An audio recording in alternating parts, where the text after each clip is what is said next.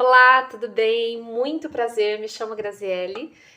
Vim aqui hoje conversar um pouquinho sobre o transtorno do espectro autista, TEA, autismo.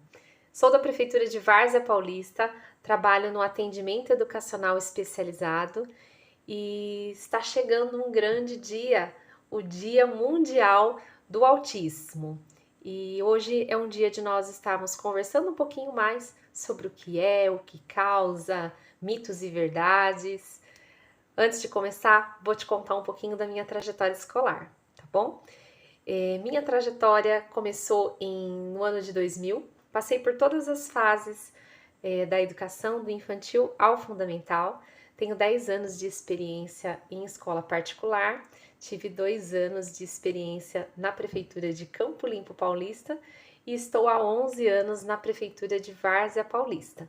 Ali, nas salas do fundamental, encontrei muitas crianças de inclusão no meu caminho e cada uma delas me cativaram para hoje 100% da minha atividade docente ser voltada a elas através do AEE, Atendimento Educacional Especializado, que atende crianças do espectro autista, deficientes físicos, com transtornos globais do desenvolvimento e altas habilidades.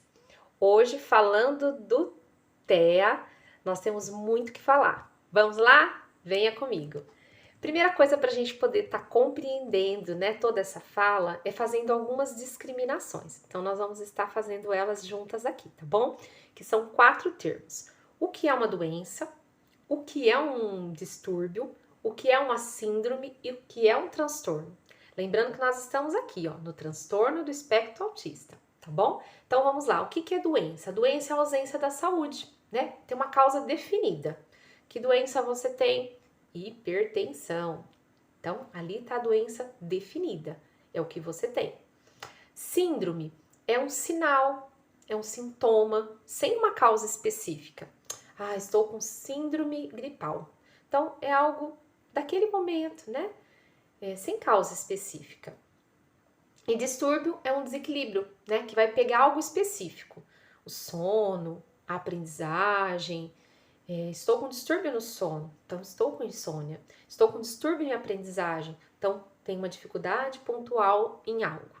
Agora o transtorno, ele é um desequilíbrio incapacitante em todas as áreas e não tem uma causa específica, assim como as síndromes. Então ele é diferente. Então o autismo não é doença, não é distúrbio e não é síndrome. Ele é um transtorno. E o que é autismo? Cada indivíduo dentro do espectro autista vai desenvolver um conjunto de sintomas variados nessas características particulares. Tudo isso vai influenciar como cada uma pessoa se relaciona, se expressa, se comporta e como ela é, porque cada um é um e logo em seguida vocês vão estar vendo sobre isso. O transtorno do espectro autista, ele caracteriza esse conjunto de sintomas. Pode ser afetada a socialização, a comunicação, o comportamento, mas assim, a mais predominante é a interação social. Então, ali que a gente vai notar maior. Segundo o Manual de Diagnóstico Estatístico de Transtornos Mentais, pessoas dentro do espectro podem apresentar esses déficits de comunicação social, interação social, como na linguagem verbal e não verbal também. E padrões repetitivos, comportamentos, movimentos contínuos, interesses físicos, hipo ou hipersensibilidade a estímulos sensoriais. Lá caracteriza dessa forma. Para ter esse diagnóstico, existem 2 critérios básicos. O primeiro, a presença do déficit da reciprocidade socioemocional, seja na comunicação verbal ou na interação social. E presença de comportamentos repetitivos, restritos, um interesse ou atividades ou algo que prejudique esse convívio social, tá? Então, a diferença entre os transtornos é o grau dentro desse espectro autista.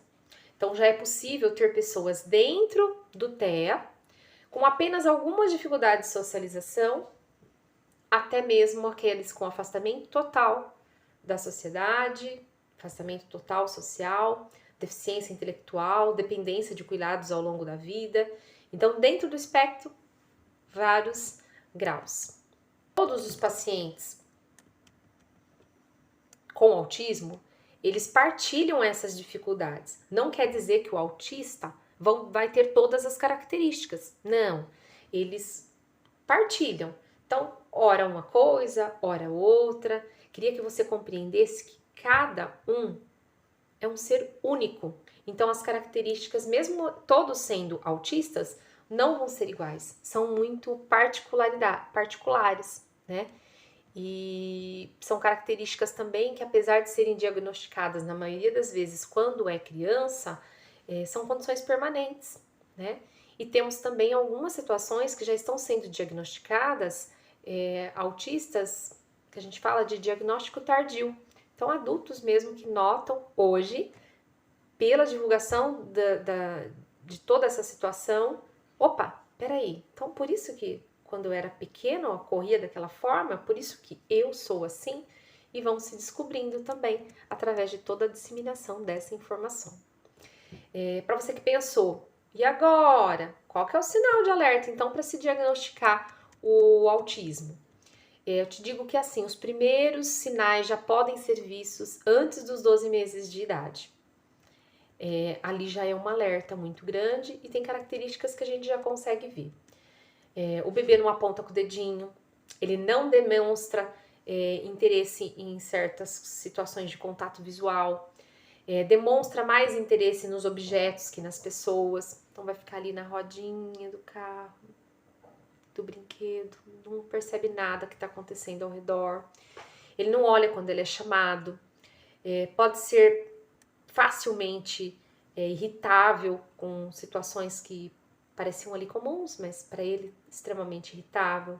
Um choro difícil de interpretar, ou então não chora para nada. Pode desenvolver também medos intensos, infundados. Às vezes você entra num ambiente e ele tá ali, né, demonstrando aquele medo para você. Uso atípico de brinquedos que giram, que vibram. Então eles utilizam o brinquedo com outra função, bem diferente. Enfileira objetos também. Então, desde pequenininho, você já consegue ali estar notando algumas situações que posteriormente a gente vê também enumerado como características típicas do autismo. Uma delas é a estereotipia. A estereotipia é um termo médico, né, que fala sobre ações repetitivas, vinda de movimento, de postura, de fala. Vou dar alguns exemplos para você. As estereotipias, elas costumam acontecer no autista quando ele se sente bombardeado por alguns estímulos. Então, essas ações repetitivas ajudam a pessoa a se reorganizar. Então, quando você vê ali balançando os bracinhos de alegria, ela tá tão feliz que ela não consegue se conter. Então, aquilo, ela consegue estar pondo para fora aquilo que ela não conseguiu gerir por dentro e ela vai se reorganizando. Ela vai parando ali, vai processando tudo, o que está acontecendo. E às vezes é a estereotipia que a gente fala, meu Deus, que pare de balançar os bracinhos, que pare de balançar o corpo, que pare de ficar ecoando, né, certas palavras. Não, vamos compreender. O que ele quer nos mostrar com isso? Ele está se reorganizando naquele momento. Nós precisamos ter ciência disso. Tanto que há relatos de pacientes que entendem assim a estereotipia como total prazer, né? Porque é daquele jeito que ele se acalma, que ele se concentra, que ele alivia a ansiedade que ele está sentindo naquele momento. Vou dar mais alguns exemplos de estereotipia, tá bom? Repetição de sons ou sílabas sem parar. Então, deu determinada situação, houve uma situação de adrenalina muito grande, ele vai lá, sem parar, porque ele vai estar demonstrando o que ele está sentindo através daquela estereotipia. Balançar as mãos, como eu falei, mexer os dedos em frente aos olhos, pular, andar na ponta dos pés, bater os pés no chão, balançar, girar sem parar, correr de um ponto para o outro, sem fim, também é uma forma. Girar objetos, então fica girando, cruzar e descruzar as pernas muitas vezes, estalar os dedos, roer as unhas sem parar. Muitas vezes eles nem sentem que eles mesmos se machucam, né?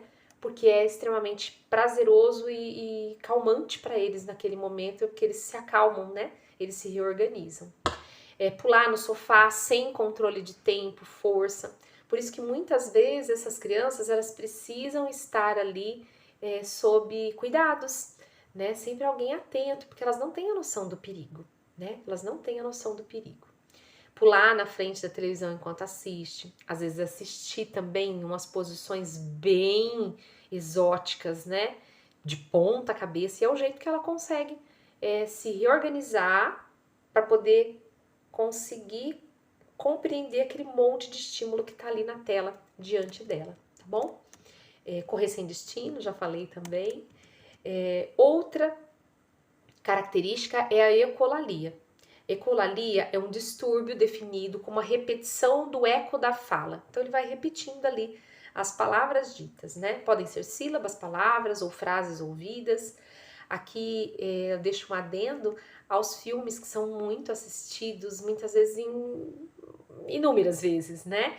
Então, em determinada situação da vida, eles respondem com ecolalia tardia de alguma fala de um filme, né? Então, naquele momento, ele coloca contexto através daquela frase que foi ouvida no filme, tá? Outra característica é a aprasia. A aprasia é um distúrbio motor da fala que caracteriza pela dificuldade da programação do que vai falar, planejamento da sequência do que deseja, né, falar, ou os próprios movimentos motores da fala, resultando em erros, produção de sons, ou aquela fala mecanizada também. A gente consegue estar observando ali. Outras características, né, talvez não tão marcantes, mas como eu já te falei, cada autista é um e podem ter. Não gosta de ambiente cheio, muito barulho, não gostam de ser tocados, seletivos na alimentação, muitos aromas, às vezes muita claridade também pode incomodar. Então, assim, são várias características, tá bom? E o diagnóstico do autismo, como se dá? Hoje nós não temos um exame laboratorial para fazer e descobrir que tem o autismo.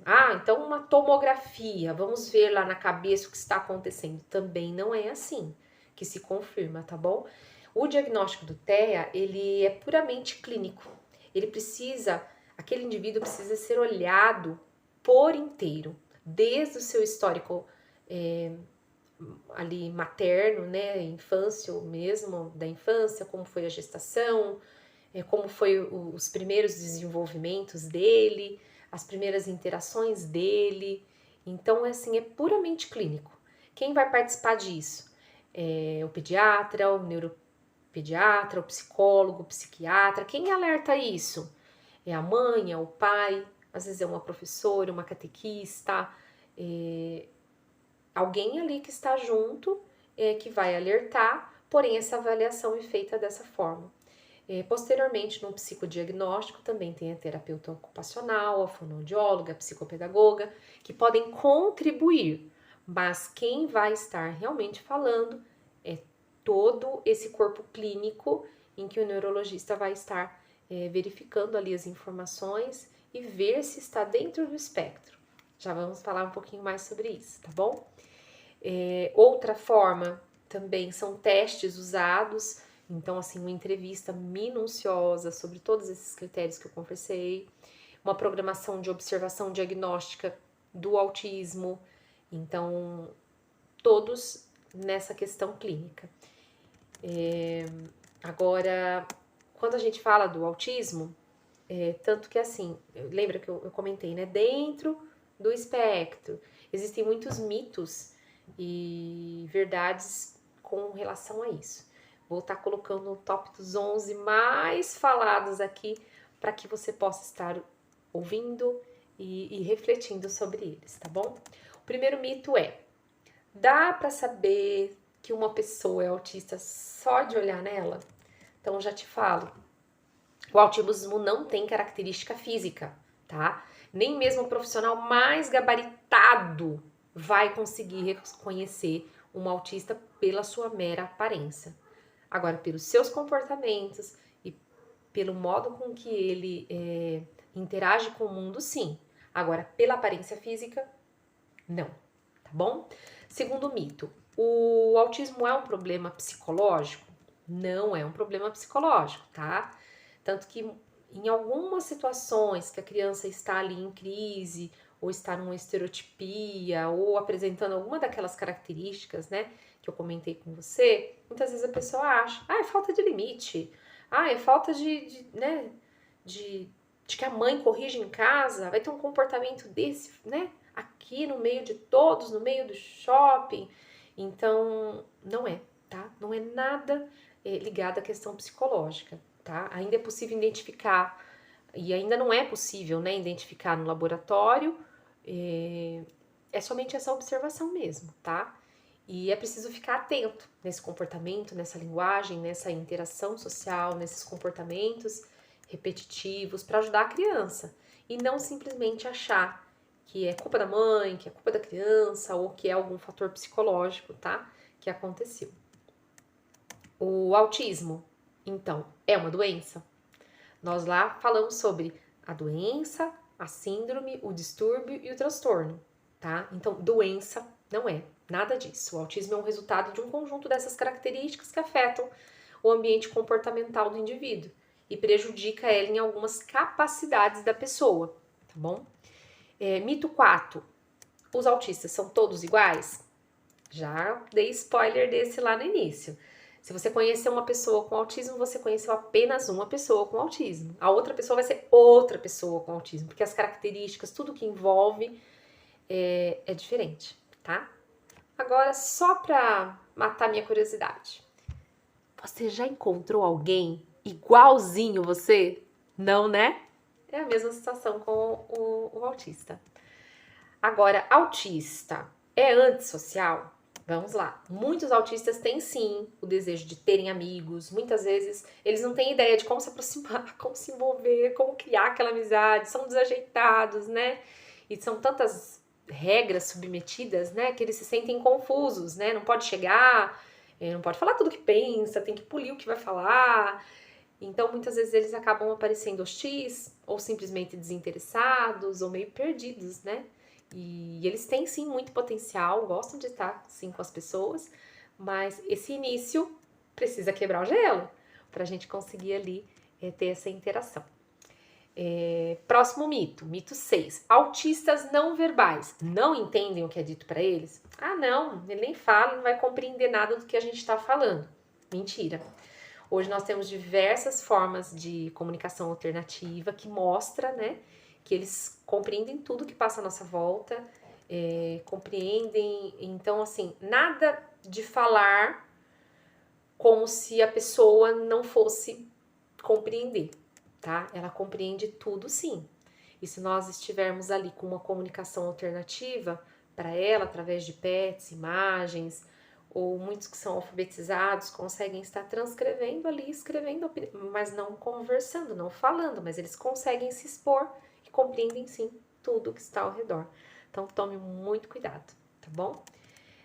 Para ter sempre empatia e não tá gerando ali, né, alguns comentários que vão ferir aquela criança.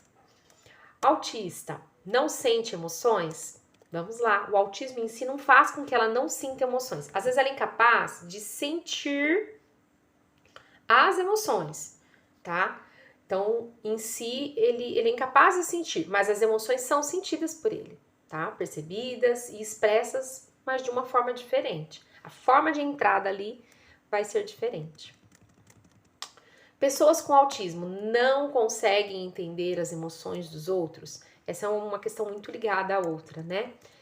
Pode ser verdade, né, que uma pessoa no espectro tem essa dificuldade de entender o que a outra pessoa está sentindo, mas assim, pelo tom da voz, pela linguagem corporal. Mas caso a emoção seja direta, simples, clara, ele vai compreender. Agora, quando tiver muito nas entrelinhas, eu achei que a pessoa ia perceber, ali pode estar perdendo alguma situação, tá? Mas ele tem sim empatia com a outra pessoa, com as emoções, mas elas têm que ser faladas, expressas de maneira clara para serem bem compreendidas, tá? Né? Achei, mostrei, é diferente. Agora, mito 9, que é o ranking de todos. E aí, vacina causa autismo? Essa informação é completamente errada. A Organização Mundial da Saúde já deixou isso comprovado de forma científica que não, tá? Então, não tem nada que ligue o transtorno do espectro autista com vacina de cachumba, rubéola, sarampo, nada disso, tá? Próximo. Toda pessoa autista exibe movimentos repetitivos, balançar o corpo para frente, para trás, aquelas estereotipias que eu comentei? Vamos lá. O autismo ele pode se manifestar de diversas formas, isso eu já falei aqui. E é praticamente impossível encontrar uma pessoa como a outra. Então, embora é comum encontrar vários que tenham as mesmas estereotipias, não quer dizer que todos vão mostrar as mesmas estereotipias, tá bom? Agora, autismo. Autista não consegue olhar nos olhos? Vamos lá. Muitos autistas, eles sentem um desconforto. Então, assim, não é que eles não conseguem olhar nos olhos, mas eles sentem um desconforto. Por quê? Nos olhos, são muitas informações ao mesmo tempo para ser codificadas. Então, ele vai estar ali olho no olho, mais toda a expressão corporal da pessoa. Então, notar e perceber todo esse monte de estímulo causa desconforto. Então, muitos dizem que é mais fácil para o autista compreender o interlocutor por inteiro do que somente ficar ali olhando nos olhos, tá bom? Espero que você tenha gostado, espero que você tenha pego, né, várias situações ali para que você possa falar sobre esse tema com alguém, alertar, conscientizar e saber que aos poucos tudo vai se encaixando. E aquilo que era um nó acaba se tornando um laço. É o nosso símbolo do autismo, tá bom? E agora, um papo bem direto para você é o seguinte.